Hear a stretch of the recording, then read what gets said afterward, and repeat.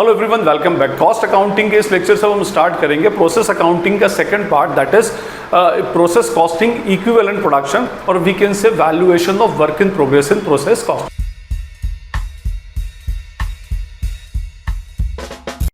ये जो हमारा टॉपिक है प्रोसेस कॉस्टिंग, ये पूरा 3 पार्ट्स में क्लासिफाइड है। हमारा जो फर्स्ट पार्ट है ये होता है सिंपल प्रोसेस अकाउंट, और सिंपल प्रोसेस के अंदर हम basics of process account process costing पढ़ते हैं कि भाई किस तरह से हमारा एक प्रोसेस अकाउंट बनता है, डिपेंडेंट इंडिपेंडेंट प्रोसेस क्या होती है, किस तरह से हम लॉस इन वेट का ट्रीटमेंट करते हैं, स्क्रैप का ट्रीटमेंट क्या होता है, एबनॉर्मल लॉस, नॉर्मल लॉस का एबनॉर्मल गेन और एबनॉर्मल लॉस का एक्चुअली ट्रीटमेंट किस तरह से होता है, किस तरह से उसकी इंट्रीज एक्चुअली की जाती हैं। ये सब हमने बेसिक सिंपल प्रोसेस में पढ़ा था। और जो अब हमारे जो 2 आ रहे हैं उनका बेस भी सिंपल प्रोसेस अकाउंट ही बनता है। सेकंड हमारा होता है प्रोसेस कॉस्टिंग इक्विवेलेंट प्रोडक्शन, जिस पर अभी हम डिस्कस करने वाले हैं, तो मैं पूरा इसका डिटेल एक्सप्लेनेशन अभी दे रहा हूं। थर्ड हमारा होता है process costing, that is what inter process profit. Inter process profit का मीनिंग होता है, देखिए आपने process costing simple process account में पढ़ा है कि जब प्रोसेस ए से प्रोसेस बी में कोई गुड्स ट्रांसफर होता है डिपेंडेंट प्रोसेस में, तो वो उसकी कॉस्ट प्राइस पर होता है। जितनी कॉस्ट यहाँ पर बनती है वही कॉस्ट इसके लिए, इसका जो आउटपुट होता है कॉस्ट का, वो इसका इनपुट होता है। Fine. But inter process profit के अंदर जब प्रोसेस ए से प्रोसेस बी में कोई प्रोडक्ट जाएगा तो कॉस्ट में हम क्या करेंगे, उसका प्रॉफिट भी ऐड करके लिखेंगे। अब वो क्यों ऐड करके लिखते हैं, वो जब इस चैप्टर को हम स्टार्ट करेंगे उसका डिटेल्ड एक्सप्लेनेशन उस टाइम पर हम बात करेंगे। Right now we are talking about the equivalent production. अगर हम बात करें इसकी इक्विवेलेंट प्रोडक्शन की, तो देखिए सबसे पहले इसके कंसेप्ट को समझने के लिए आपको ये इक्विवेलेंट वर्ड का मीनिंग समझना होगा। इक्विवेलेंट का वर्ड मीनिंग अगर मैं आसान जबान में बोलूं तो इसका मीनिंग होता है equals to. Equals to means इसके बराबर। हम ये इक्विवेलेंट वर्ड जो है हमारी कॉमन लाइफ में बहुत सारी जगहों पर एक्चुअली यूज करते हैं। ठीक है, जैसे अगर मैं कहूं कि इक्विवेलेंट का एग्जांपल, तो मैं कहूंगा कि भाई 250 पैसा कॉइन्स आर इक्विवेलेंट टू 1 रुपी। 2 50 पैसे के कॉइन 1 रुपए के बराबर होंगे। ठीक है, मैं कहूंगा कि भाई 4 quarters in a year is equals to 1 year. ठीक है, 4 क्वार्टर 3-3 महीने के 1 साल के बराबर होते हैं। या मैं कहूं कि 10 quintals are equivalent to 1 ton. ठीक है, या 100 kilograms are equivalent to 1 quintal.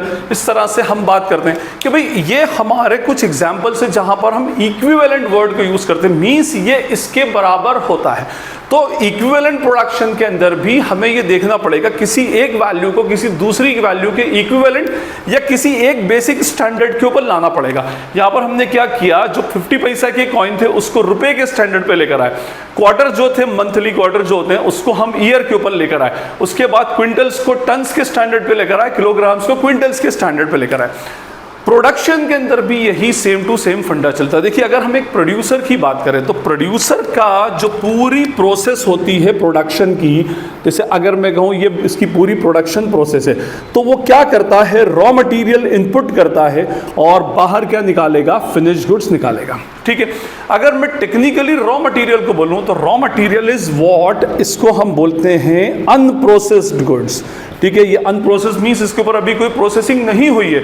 और अगर मैं ये कहूँ तो ये कंप्लीटली प्रोसेस्ड गुड्स बोलेंगे। फिनिश गुड्स क्या हो जाएगी हमारी, कंप्लीटली प्रोसेस्ड मीन्स इसके ऊपर प्रोसेसिंग पूरी हो चुकी है।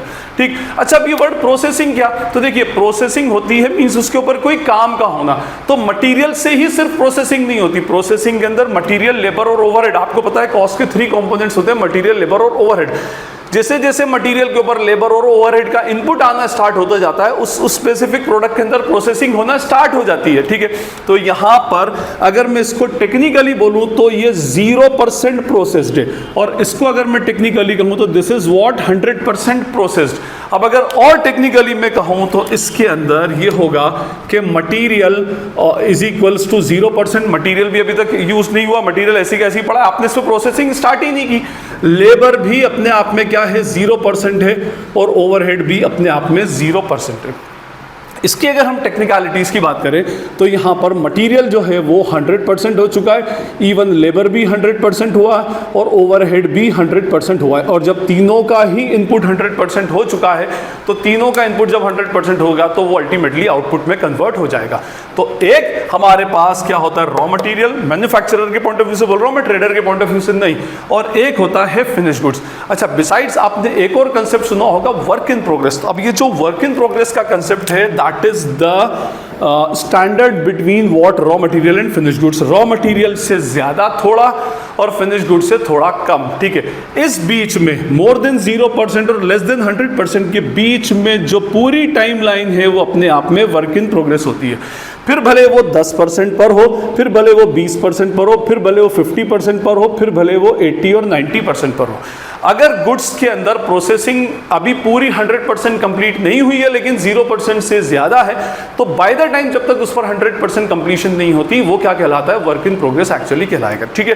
तो इस बीच में 0% के ऊपर आपने प्रोसेसिंग स्टार्ट कर दी, भले ही 5% प्रोसेसिंग हुई है उसको वर्क इन प्रोग्रेस ही बोलेंगे, और भले ही 95-99% प्रोसेसिंग हो चुकी हो, 1% प्रोसेसिंग बची है, अब कल करेंगे आप उसमें, आज उसको वाइंड अप कर रहे हैं, तो भी वो अपने आप में अल्टीमेटली वर्क इन प्रोग्रेस ही कहलाएगा। इसका मीनिंग ये होगा कि वर्क इन प्रोग्रेस एक ऐसा स्टॉक है या वर्क इन प्रोग्रेस एक ऐसा गुड्स है जिसके ऊपर प्रोसेसिंग 0% से ज्यादा हो चुकी है लेकिन 100% से अल्टीमेटली कम हो चुकी है, ठीक है।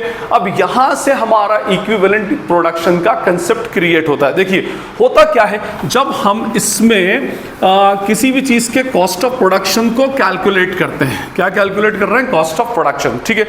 तो हमने देखा कि मान लीजिए आज हमारा ईयर एंड हो रहा है 31 ऑफ मार्च, ठीक है, और 31 मार्च को हमारा ईयर एंड ओवर हुआ और हमने पूछा कि भाई कितनी यूनिट्स आपने प्रोड्यूस की, तो आपने बताया कि सर हमने टोटल 50,000 यूनिट्स को प्रोड्यूस कर दिया। प्रोड्यूस कर दिया मींस ये जो मैंने लिखा था फिनिश गुड्स, इसके ऊपर 100% प्रोसेस हो चुकी है। 100% किसकी, मटेरियल भी 100% प्रोसेस्ड हो चुका है, लेबर भी और इवन ओवरहेड भी 100% प्रोसेस्ड एक्चुअली हो चुके हैं, ठीक है। बोले इसके अलावा कुछ और है क्या, तो रॉ मटेरियल को तो हटा दें, वो 0% प्रोसेस्ड है। हमने कहा कि हाँ सर हमारे पास अब भी 10,000 एसी यूनिट्स हैं पड़ी हुई, या मैं कहूँ उसको थोड़ा कम कर देता हूँ, 5,000 एसी यूनिट्स पड़ी हैं जो अनप्रोसेस मतलब अंडर प्रोसेस है, जिनका वर्क इन प्रोग्रेस है। तो हमने बोला अच्छा ठीक है बताओ कितना % प्रोसेस एक्चुअली हो चुका है, तो हमने कहा कि इसके ऊपर 60% प्रोसेसिंग एक्चुअली हो चुकी है। अभी मैं मटेरियल लेबर ओवरहेड को अलग अलग नहीं कर रहा, मैं मान लेता हूं मटेरियल लेबर और ओवरहेड तीनों क्या हो चुके, material plus labour plus overhead तीनों अपने आप में 60% प्रोसेस्ड हो चुके हैं। चलिए जी ये भी हो गया। तो अब मैंने कहा कि अच्छा चलिए बताइए कि अगर एक यूनिट जो कंप्लीटली प्रोसेस हो जाती है उसकी कॉस्ट कितनी, तो किसी ने कहा कि भाई उसकी कॉस्ट होती है 250 रुपीज़, 250 रुपया फिनिश प्रोडक्ट की पर यूनिट कॉस्ट एक्चुअली होती है, ठीक है। अब देखिए इस 5,000 यूनिट के अंदर कुछ ना कुछ मटेरियल लेबर और ओवरहेड का इनपुट तो हुआ है ना, मतलब जो आपका खर्चा एक्चुअली हुआ है उसके अंदर मटेरियल लेबर ओवरहेड को दो पार्ट्स में क्लासिफाई करूं तो कुछ material labour overhead, majority material labour overhead जो इन 50,000 फिनिश गुड्स के अंदर लगा है, और कुछ मटेरियल लेबर ओवरहेड का proportion in 5,000 work in progress में लगा है। तो हमें क्या करना है, अब ईयर एंड हो चुका है, we have to prepare process account, तो हमें क्या करना पड़ेगा, इसमें ये दिखाना पड़ेगा कि हमारा कितना % पार्ट इस टोटल मटेरियल में से इसके ऊपर लगा है और इसके ऊपर लगा है। अब हम क्या करें कि या तो मटेरियल को 60% करें, मटेरियल की ये जो टोटल कॉस्ट है इसको 60% पर लेकर आए, ठीक है, कि भाई 250 को अगर मैं 60% करूं तो मतलब ये अपने आप में 150 रुपीस के स्टैंडर्ड तक प्रोसेस हो चुका है। लेकिन इसको ऐसा नहीं करते, इसके अंदर हम क्या करते हैं एक्चुअली यूनिट को इक्विवेलेंट करते हैं। यूनिट को इक्विवेलेंट करने का मीनिंग होता है कि 5,000 यूनिट अगर 60% प्रोसेस्ड है तो इसका मतलब ये होगा कि 5,000 इंटू 60% इज इक्वल्स टू ये 5,000 60% प्रोसेस यूनिट कितने 3,000 100% प्रोसेस यूनिट के बराबर हो जाती है। आप ये समझ लीजिएगा उसके अंदर के 5,000 60% processed unit is equivalent to 3,100% processed unit. या मैं इसको और अगर इजी बनाऊं कि अगर मैं कहूं इसको 50% मान लिया, अगर इसको 50% होता है तो मैं बोल सकता हूं ना कि 5,000 50% प्रोसेस गुड जो होती है वो 2,500 100% प्रोसेस्ड यूनिट के बराबर हो जाएगी, ठीक है। तो अब मैं क्या करूंगा, मेरा मटेरियल लेबर ओवरहेड को मैं इसको 250 को इधर नहीं लेकर आऊंगा, मैं बल्कि ये करूंगा कि ये 50,000 जो है ये फिनिश गुड्स की यूनिट है और 3,000 इक्विवेलेंट यूनिट नहीं बोल रहा मैं, 3,000 इक्विवेलेंट यूनिट जो है वो वर्क इन प्रोग्रेस में पड़ी है। तो अब मैं इसको भी 250 से मल्टीप्लाई कर सकता हूं और इसको भी 250 से मल्टीप्लाई कर सकता हूं, तो मेरे पास total cost of production actually आ जाएगी। तो इक्विवेलेंट प्रोडक्शन का मेन पर्पस ये है कि हम क्या करते हैं, जो हमारी अंडर प्रोसेस गुड्स होती है, अनप्रोसेस नहीं बोल रहा, अंडर प्रोसेस जो मतलब वर्क इन प्रोग्रेस है, उस वर्क इन प्रोग्रेस को हम क्या करते हैं, इक्विवेलेंट टू फिनिश प्रोडक्ट बनाते हैं कि इतना % हमारा काम कंप्लीट हो चुका है। अगर मैं इसको फिनिश प्रोडक्ट में कन्वर्ट करूं तो इतनी यूनिट होती है। जैसे मैंने क्या कहा, 5,000 यूनिट 60% प्रोसेस पर, इसका मतलब 3,000 यूनिट 100% प्रोसेस पर। इसको ऐसे ले लीजिए आप उसमें, तो मेरी टोटल कितनी होगी, 50 + 3 53,000 100% प्रोसेस यूनिट्स एक्चुअली बन जाती है। लेकिन इसको मैं 100% प्रोसेस यूनिट ना बोलते हुए 100% इक्विवेलेंट प्रोसेस यूनिट्स बोलूंगा, इक्विवेलेंट यूनिट बोलूंगा, क्योंकि ये अपने आप में अभी 100% प्रोसेस एक्चुअली नहीं है। ठीक है, तो हम इस चैप्टर के अंदर यही करेंगे कि हमारा जो वर्क इन प्रोग्रेस होता है, क्योंकि वो हमेशा और हमेशा जैसे आपका ईयर एंड होगा या मंथ एंड होगा, तो हमेशा वो 60% ही प्रोसेस नहीं होगी, कभी वो 40% प्रोसेस भी हो सकती है, कभी वो 30% प्रोसेस भी हो सकती है। तो जिस भी स्टैंडर्ड पर होगी तो हमें उसको क्या करना पड़ेगा, इक्विवेलेंट बनाना पड़ेगा। या ये भी हो सकता है कि कुछ यूनिट 70% प्रोसेस्ड हो, कुछ यूनिट 30% प्रोसेस्ड हो। और सबसे बड़ी बात मैं आपको एक चीज तो बता, जो मेन है उसके अंदर वही होता है कि जैसे मैंने अभी आपसे कहा कि इसमें 5,000 यूनिट्स आपने कहा कि वर्क इन प्रोग्रेस की है, और अभी जो मैंने एग्जांपल दिया उसमें क्या कहा कि भाई 60% प्रोसेस्ड है मटेरियल, लेबर और ओवरहेड के। लेकिन एक्चुअली ऐसा नहीं होता, तीनों सिमिलर प्रोपोर्शन में कभी नहीं चलते। इसके अंदर प्रैक्टिकली ये होगा कि मैंने पूछा कि भाई कितना % प्रोसेस्ड है, तो उसने कहा कि सर तीनों कॉस्ट के कंपोनेंट पर अलग अलग प्रोसेस्ड है। मटेरियल 80% प्रोसेस्ड हो चुका है, लेबर इसमें 50% प्रोसेस्ड हो चुका है और ओवरहेड अभी तक सिर्फ 30% ही प्रोसेस्ड हुआ है। अब आप क्या करेंगे बताएं, उसके अंदर प्रॉब्लम तो ये थी कि मेरे पास तो यहाँ टोटल कॉस्ट ही, total cost means material plus labour plus overhead ये है, जबकि यहाँ पर तो तीनों का जो प्रोसेसिंग है वो भी डिफरेंट है। मटेरियल 80% प्रोसेस हो चुका है, लेबर 50% हो चुका है और ओवरहेड 30% हो चुका है। तो तीनों के हिसाब से इक्विवेलेंट यूनिट मेरी अलग होगी। मींस मेरे पास मटेरियल जो है वो इक्विवेलेंट टू 4,000 यूनिट की फिनिश यूनिट की इक्विवेलेंट लग चुका है। लेबर जो है वो 5,000 इंटू 50% 2,500 इक्विवेलेंट यूनिट की इक्विवेलेंट लग चुका है। और ओवरहेड जो है 5,000 इंटू 30% मीन्स 1,500 इक्विवेलेंट यूनिट के बराबर लग चुका है। तो एक्चुअली इस पूरे चैप्टर के अंदर हमें ये देखना है कि भाई हमारा जो वर्क इन प्रोग्रेस है, जिसकी जो प्रोसेसिंग का स्टैंडर्ड है वो अलग अलग है और इवन मटेरियल लेबर ओवरहेड पर भी डिफरेंट है, तो उसका वैल्यूएशन किस तरह से किया जाएगा। आपने यूनिट कॉस्टिंग पढ़ा होगा, यूनिट कॉस्टिंग के अंदर आप पूरा का पूरा फॉर्मेट बनाते हैं, opening stock of raw material, closing stock of raw material purchase, फिर prime cost, factory overhead, factory cost और फिर ग्रॉस फैक्ट्री कॉस्ट, और उसके बाद आता है add opening stock of WIP less closing stock of WIP। और आज तक यूनिट कॉस्टिंग में जब भी आपने पढ़ा तो हमेशा ही ओपनिंग और closing stock of WIP given होता है, जबकि कुछ क्वेश्चंस के अंदर तो फिनिश गुड्स हमको निकालना पड़ता है, लेकिन WIP हमेशा गिवन होता है। हमने कभी नहीं सोचा कि WIP कैलकुलेट कैसे किया गया, तो एक्चुअली वो WIP का जो कैलकुलेशन है वो इस चैप्टर के अंदर हमें पढ़ने को मिलेगा। और एक बात बता दूं कि WIP का कैलकुलेशन सिर्फ आप प्रोसेस से ही इसको कोरिलेट करके ना देखें, ये हमें हर जगह पर इस तरह का कैलकुलेशन किया जा सकता है, फिर भले वो स्पेसिफिक प्रोडक्ट किसी स्पेसिफिक प्रोसेस से के थ्रू बनता हो या ना भी बनता हो। मीन्स ये प्रोसेस से ही इसको कोरिलेट करके स्पेसिफिकली प्रोसेस से रिलेटेड ही नहीं होता, ये प्रोसेस के अलावा भी एक्चुअली होता है। I hope it is clear. ठीक है, तो अब हमें इस चैप्टर के अंदर ये पढ़ना है कि भाई हमारी टोटल यूनिट्स कितनी एक्चुअली प्रोड्यूस हुई है। ठीक है, तो हम ये देखेंगे कि जैसे अगर मैंने कहा कि मैं आपको बताता हूं उसमें कि इसी एग्जांपल को मैं लेकर चलता हूं। देखिए, हमें ये कहा गया कि हमारी इस बार 50,000 यूनिट्स जो है ये फिनिश्ड है, 50,000 यूनिट्स फिनिश्ड है। इसका मीनिंग ये हुआ कि ये मटेरियल, लेबर और ओवरहेड है। ठीक है, इसका मीनिंग ये होगा कि मटेरियल पर भी 100% प्रोसेसिंग हो चुकी है, लेबर भी 100% प्रोसेस हो चुका है और ओवरहेड भी 100% प्रोसेस हो चुका है, तभी तो ये फिनिश गुड्स बना। इसका मतलब 50,000 यूनिट जो है मटेरियल के पॉइंट ऑफ व्यू से पूरा 50,000 यूनिट्स की इक्विवेलेंट मटेरियल लग चुका है। लेबर भी 50,000 की इक्विवेलेंट लग चुका है और ओवरहेड भी 50,000 की इक्विवेलेंट एक्चुअली हो चुका है। इसके अलावा बोला गया कि 5,000 यूनिट का हमारे पास क्लोजिंग स्टॉक है, लेकिन प्रॉब्लम ये है कि 80% इसमें क्या है, 80% इसमें मटेरियल है और 50% इसमें लेबर तक प्रोसेस हुआ और ओवरहेड सिर्फ 30% प्रोसेस हुआ है। तो 5 8 40, 4,000, 5,000 यूनिट्स मटेरियल के पॉइंट ऑफ व्यू से 80% मटेरियल लग चुका है, मतलब 5,000 are equivalent to 4,000, 5,000 80% processed units are equivalent to 4,000 100% processed units, ठीक है। 5,000 80% processed units are equal to 2,500 100% processed unit और लेबर के पॉइंट ऑफ व्यू से 1,500 प्रोसेस्ड यूनिट। तो अब मैं ये बताऊंगा कि 54,000 और 52,500 और 51,500। अब मुझे ये कहा गया कि भाई बताइए मटेरियल कितना लगा, तो मैंने मान लीजिए मटेरियल कहा कि मेरा मटेरियल लगा है 2,16,000, 2,16,000 का टोटल मटेरियल लगा।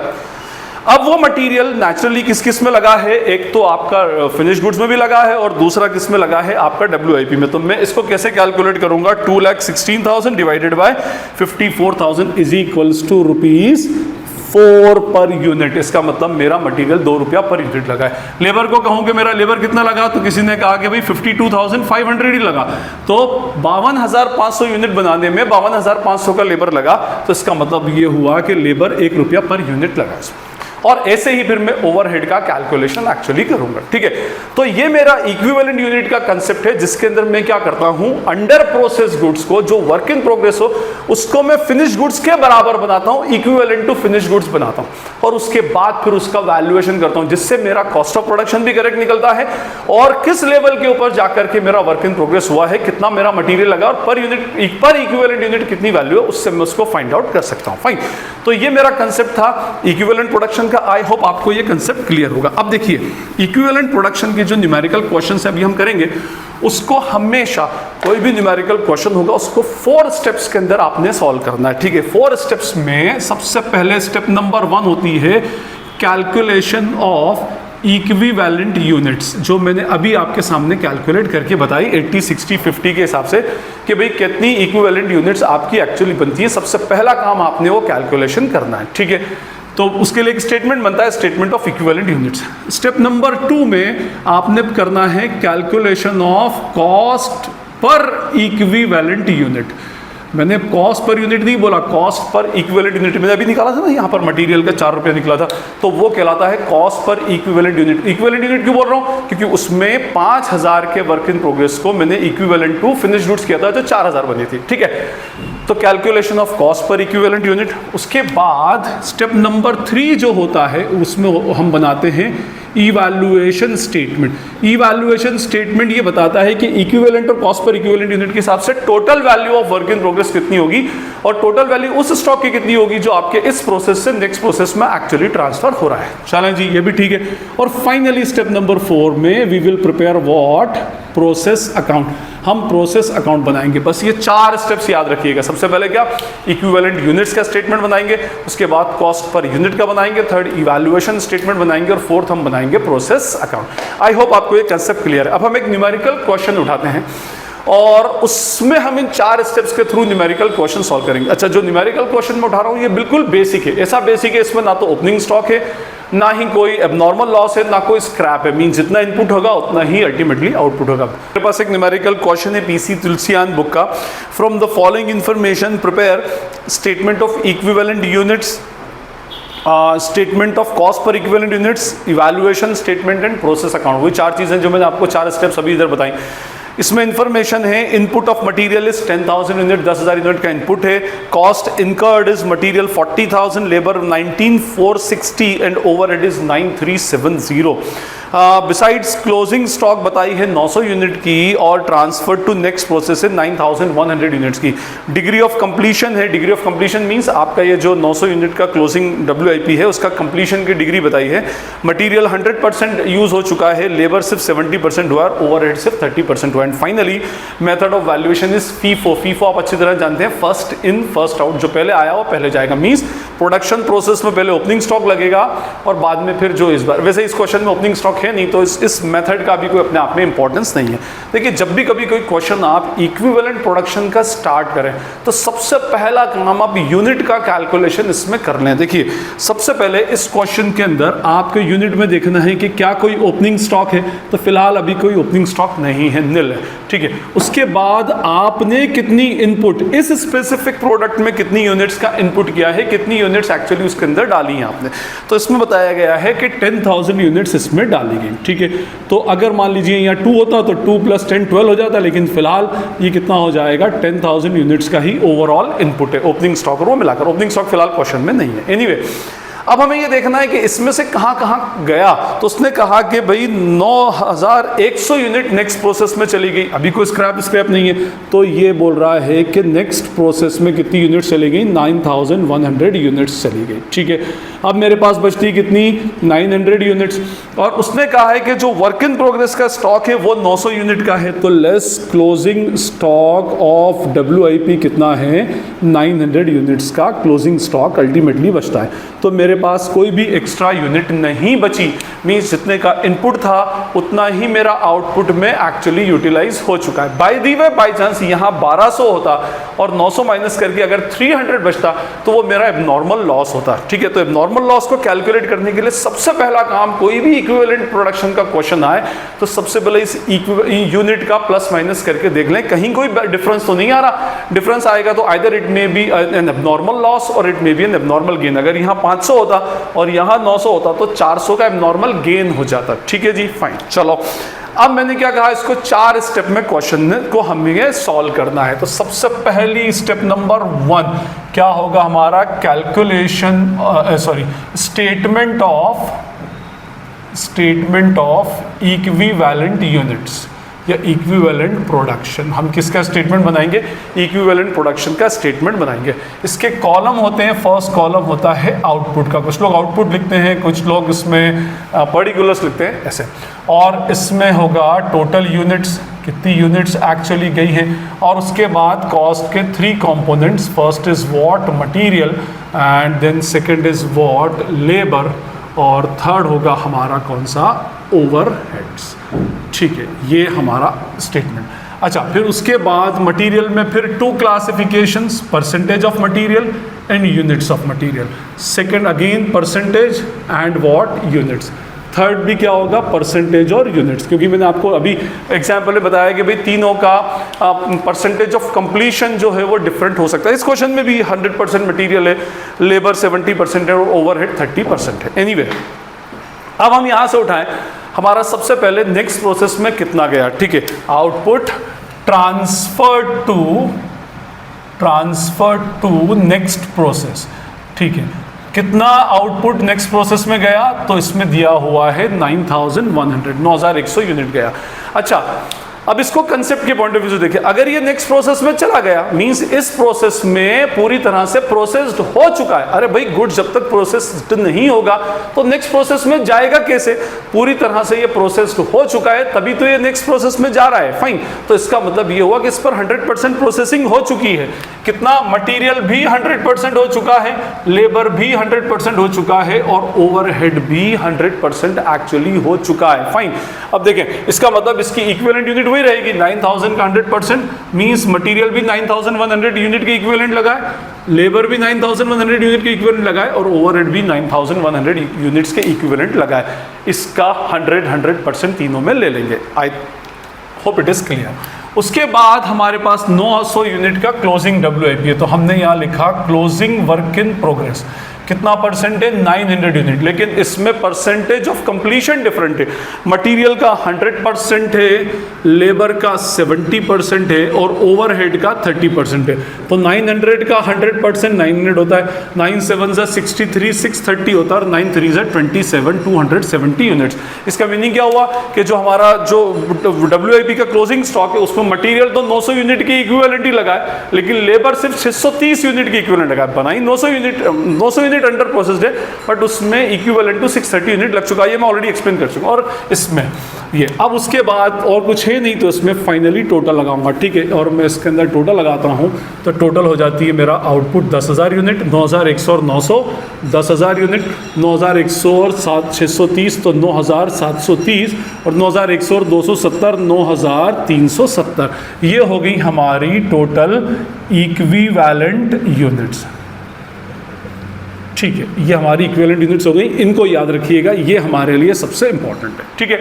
हमने तो पहले ये निकाल लिया कि हमारी 100% प्रोसेसिंग के पॉइंट ऑफ व्यू से कितनी इक्विवेलेंट यूनिट्स एक्चुअली बनती है, ये हमने एक्चुअली इसमें बना लिया। चलें अब हम आएंगे हमारे सेकंड स्टेटमेंट पे, that is what, calculation of cost per equivalent unit. तो हम इसमें लेते हैं यहाँ पर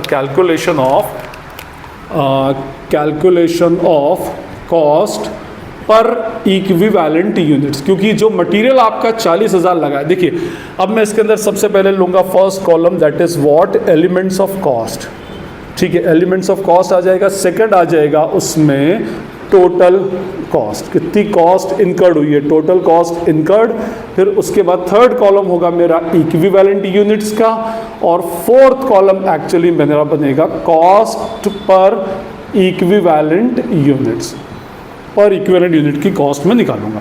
मेरे पास 3 एलिमेंट ऑफ कॉस्ट ही होते हैं, कौन कौन से, first is what material, second is what labour, and third is what overhead. अच्छा, अभी इस क्वेश्चन के अंदर कहीं कोई नॉर्मल लॉस नहीं है, तो मैं डायरेक्टली क्वेश्चन ले रहा हूँ। मटेरियल लगा है मेरा 40,000 यूनिट, तो 40,000 यूनिट, 40,000 रुपया, सॉरी रुपीज़। लेबर है 19,460, 19,460, और ओवरहेड है 9,370, 9,370 का। अब देखिए इस मटेरियल 40,000 का जो मटेरियल है वो टोटल 10,000 यूनिट पे लगा है, 10,000 में से 9,100 पूरी कंप्लीट हो गई, 900 अलग अलग। तो मैं इनकी बजाय लफड़े पड़ने की बजाय मैं इक्विवेलेंट यूनिट लूँ, मींस मेरा जो 40,000 जो मटेरियल लगा है वो 10,000 इक्विवेलेंट यूनिट्स में लगा है। मेरा जो 19,460 का लेबर लगा है वो 9,730 इक्विवेलेंट यूनिट्स में लगा है। मेरा जो 9,370 का ओवरहेड लगा है वो 9,370 इक्विवेलेंट यूनिट्स के अंदर एक्चुअली लगाया गया है, ठीक है। अब देखिए मैं इसमें कॉस्ट पर यूनिट अंडरस्टूड है, कैसे कैलकुलेट करेंगे, 40,000 डिवाइडेड बाय 10,000 इज 4 रुपीज़, तो ये हो जाएगा 4, ये हो जाएगा 1, 19,460 divided by 9,730, that is rupees 2। इसका मीनिंग ये हुआ कि आपके इसमें जो इक्विवेलेंट यूनिट्स हैं वो 4 रुपया मटीरियल का लगा है, लेबर का 2 रुपया और ओवरहेड का 1 रुपी। चलो अब उसके बाद 2 स्टेप्स हो गई। Now come to the step number 3, that is what, evaluation statement. तो मैंने यहाँ पे लिखा अब मेरा थर्ड कौन सा, इवैल्यूएशन स्टेटमेंट, ठीक है। ये मेरी फर्स्ट स्टेप हो गई, ये मेरी सेकंड स्टेप हो गई, and this is my what, third step. और उसके बाद फोर्थ स्टेप में मैं बनाऊंगा प्रोसेस अकाउंट, ठीक है। चलिए इवैल्यूएशन स्टेटमेंट में सबसे पहले मैं यहाँ पे लूंगा कॉलम पर्टिकुलर्स लिया, यहाँ पे मैं सारी इंफॉर्मेशन डालूंगा। उसके बाद यहाँ लूंगा मैं नेक्स्ट एलिमेंट ऑफ कॉस्ट, उसके बाद आएगा यहाँ पर कॉस्ट पर इक्विवेलेंट यूनिट्स, पर इक्विवेलेंट यूनिट कितनी कॉस्ट आ रही है।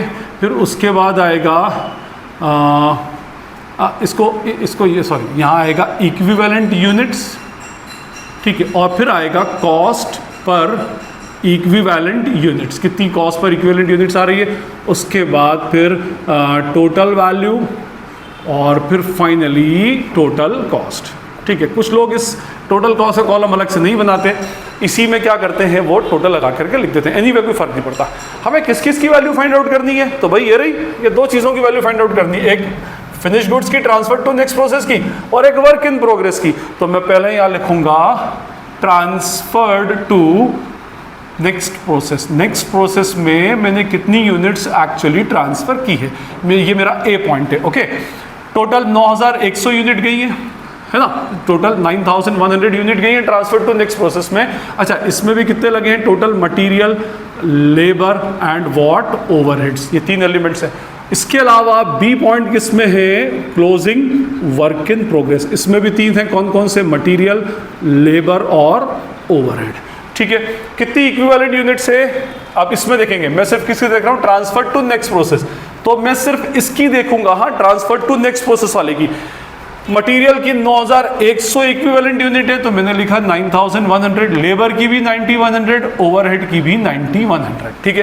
कॉस्ट यहां से उठाऊंगा 4, 2 और 1, और टोटल वैल्यू कैसे निकालूंगा? By multiplying these values. तो 9100 इंटू 4 दैट इज व्हाट 36,400, मतलब इसमें टोटल 36,400 का मटेरियल एक्चुअली लग चुका है, ठीक है।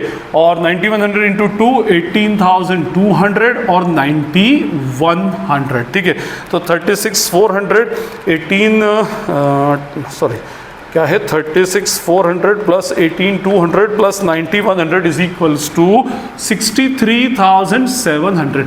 इसका मीनिंग ये हुआ कि जो कंप्लीटली प्रोसेस गुड्स है उसकी इक्विवेलेंट कॉस्ट कितनी बनती है? 63,700। मतलब जो ओवरऑल आपका मटेरियल लेबर ओवरहेड लगा है उसमें से 63,700 63,700 का मटेरियल लेबर ओवरहेड सिर्फ किसमें लगा है? एक्चुअली जो नेक्स्ट प्रोसेस में ट्रांसफर हुआ। अब जो इंपॉर्टेंट है इसी है, मटेरियल की कितनी यूनिट्स हैं? 900 पूरी, ये उठाई। लेबर की 630 और ओवरहेड की 270। कॉस्ट में निकाल चुका हूं ऑलरेडी 4, 2 और 1। तो अब मैं इसको मल्टीप्लाई करूंगा 3600 और 630 इंटू 2 इज इक्वल्स टू 1260 और 270। और जब मैं इन दोनों को प्लस करूंगा 3600 plus 1260 plus 270 is equals to 5130। मतलब मेरे WIP की वैल्यू 5130 है और जो नेक्स्ट प्रोसेस में ट्रांसफर हुआ उसकी वैल्यू 63,700 है। इसकी टोटल वैल्यू 68830 हो रही है, ठीक है। अच्छा, मटेरियल कितना था? उसमें से 40 का, लेबर कितना था? 19,460 का, और ओवरहेड था 9,370 का। इन तीनों को प्लस करेंगे तो वो इसके इक्वल हमेशा आ जाएगा, ठीक है। आई होप यहां तक आपको क्लियर है। अब हमारी 3 स्टेप्स कंप्लीट हो गई। Now we will move to step number 4, that is what? Preparation of process account. अब हम बनाएंगे इसमें प्रोसेस अकाउंट, और प्रोसेस अकाउंट का सेम कॉलम रहेगा, particulars unit amount, particulars unit और अमाउंट, ठीक है। ये हमारे कॉलम्स बने, डेबिट अमाउंट, क्रेडिट अमाउंट। लो जी, ये हमने बना दिया। इसमें किससे स्टार्ट करेंगे? जो मैंने आपको क्या बताया था कि भाई increase in unit and amount will be debited, decrease in unit and amount in process will be credited. अगर यूनिट और अमाउंट बढ़ता है तो डेबिट कर दो, कम होता है प्रोसेस अकाउंट में तो क्रेडिट कर दो। क्या क्या था? टू मटीरियल, ठीक है। कितनी यूनिट्स पर डाला था हमने? 10,000 का इनपुट था, वैल्यू कितनी थी? 40,000 का मटेरियल डाला गया था। उसके बाद टू लेबर, और लेबर लगाया गया था 19,460, लेबर से यूनिट नहीं बढ़ती सॉरी। टू ओवरहेड 9,370, ओवरहेड से भी यूनिट्स नहीं बढ़ेगी, फाइन। अब जो हमने ये लगाया, ये गया कहाँ? 2 चीज़ों में।